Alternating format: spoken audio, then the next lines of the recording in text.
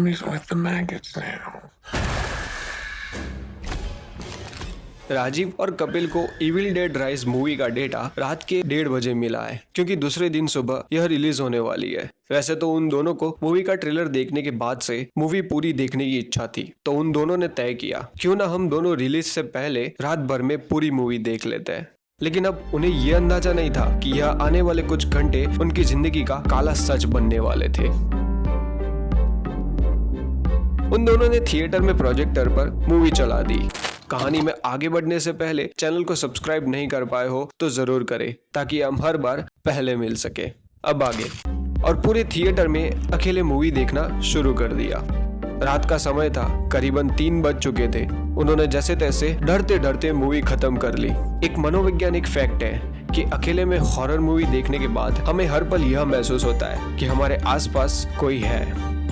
अब थिएटर की बिल्डिंग पूरी खाली हो चुकी थी, क्योंकि कोई रात का शो नहीं था, तो सब वर्कर अपने घर चले गए थे। सिर्फ राजीव और कपिल ही रुके थे। उन्हें सुबह मूवी रिलीज भी करनी है। उन्हें अब थोड़ा डर लगने लगा। एक दूसरे के बुलाने या छूने के बाद भी वो दोनों घबरा रहे थे। इससे ध्यान हटाने के लिए वो दोनों थिएटर के एक बालकनी में सिगरेट पीते हैं और एक दूसरे से बातें करते हैं। तभी अचानक रोड पर एक सफेद शर्ट पहने अजनबी उन्हें देख रहा था। वो दोनों उसे एक बार तो इग्नोर कर देते हैं, पर कुछ मिनट बाद भी वो अजनबी उन्हें देख रहा होता है। वो सोचते हैं कि ये इतनी रात में हमें ही क्यों देखे जा रहा है, और वो उसे चिल्ला के कहते हैं, क्या हुआ भाई, कुछ चाहिए क्या? तब वो अजनबी भी जवाब में कहता है, आपके थिएटर के दूसरे मंजिल के रूम में कोई खड़ा है। वो दोनों ये सुनकर सोचते हैं कि हम दोनों के सिवा कोई नहीं है यहाँ पर, तो डेटा रूम में कौन हो सकता है। वो दोनों भागे डेटा रूम की तरफ। उन्हें लगा कि कहीं कोई मूवी चोरी करने के इरादे से आया होगा। वो जैसे ही डेटा रूम की तरफ पहुंचे, वहाँ सब ठीक था। वो दोनों ध्यान से मुआयना करने लगे कि कहीं कुछ गायब तो नहीं।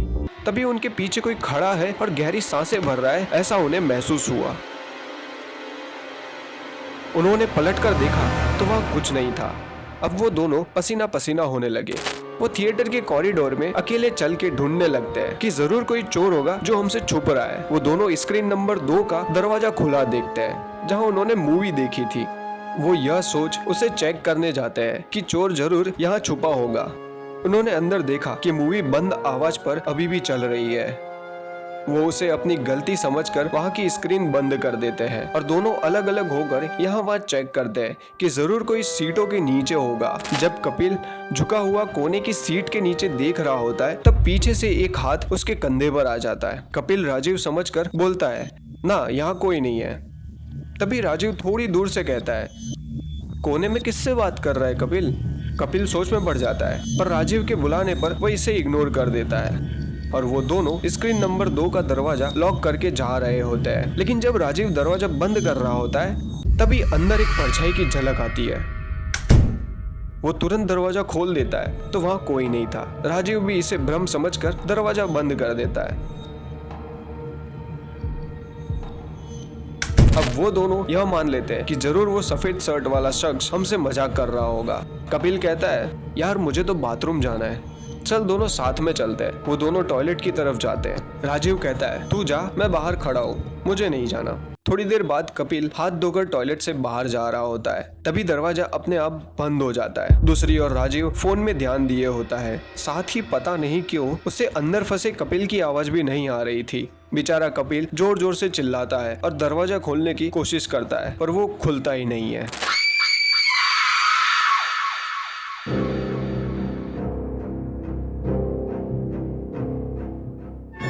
राजीव सोचता है, बहुत टाइम ले लिया इसने, और राजीव खुद जाकर दरवाजा खोल देता है, जो आसानी से खुल गया। कपिल उसे बहुत समझाता है, पर राजीव उसे मजाक में निकाल देता है, तू मुझे फालतू में डराने की कोशिश मत कर। हाँ, कपिल के दिमाग में वही सब बातें घूम रही थी और दोनों वापस बालकनी में जाकर खड़े हो गए। अभी भी वो अनजान शख्स वहीं खड़ा था और उन्हें घूरे जा रहा था। वो शख्स राजीव और कपिल को देखकर वापस चिल्लाने लगता है, आपके पीछे कोई खड़ा है। राजीव और कपिल ने जैसे ही पलटकर देखा तो वो नीचे खड़ा शख्स उनके पास आ गया था। वो दोनों गहरी तरीके से घबरा गए कि थोड़ी देर पहले ये नीचे था और अब यहाँ। वो सफेद शर्ट पहने हुए शख्स उनके आगे सर झुकाए वहीं खड़ा रह गया। कपिल और राजीव ने पूछने की कोशिश की कि कौन हो तुम और ये क्या कर रहे हो, तब भी वो चुपचाप खड़ा रहा। उसके सामने राजीव और कपिल डरे हुए उसे देख रहे हैं। राजीव कपिल के पीछे बालकनी और आगे वो शख्स। अब पता नहीं आगे क्या होने वाला है। उन दोनों ने उसके पास जाने की कोशिश की ताकि उससे कैसे भी बच सके। डर के मारे राजीव और कपिल बालकनी से नीचे गिर जाते हैं और सुबह हर जगह मूवी रिलीज हुई और अंबर सिनेमा के पीछे की ओर राजीव और कपिल मरे पड़े हैं। यह कहानी कैसी लगी हमें कमेंट करके जरूर बताएं। वीडियो को लाइक करना न भूलें और अपने दोस्तों के साथ इसे शेयर जरूर करें। अब मिलते हैं फिर किसी नए किस्से के साथ।